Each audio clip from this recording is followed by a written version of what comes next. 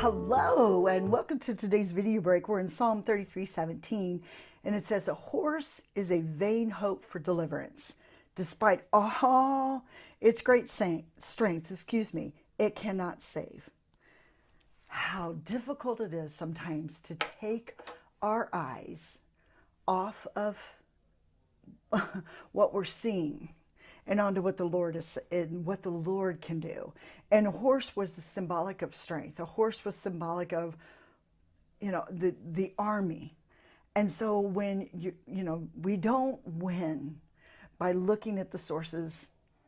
I just talked about this yesterday, but I can't help but to talk about it again because the soldier would look to the horse in battle. Of course, if he didn't have a horse, but if he looked to the horse as his source of strength, as his win, I think you know what I'm going to say. How far can you really go when you're looking at the things and as your win instead of looking to God as your source of confidence?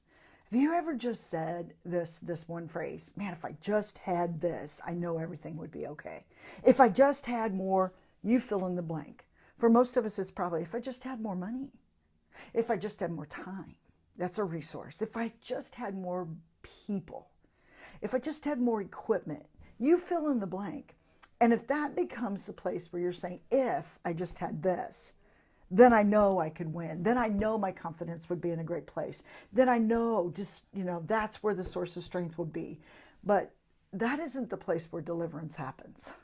That isn't the place where you can be rescued from your situation. It's not in the resources. It's in who God is in this moment with you and with me.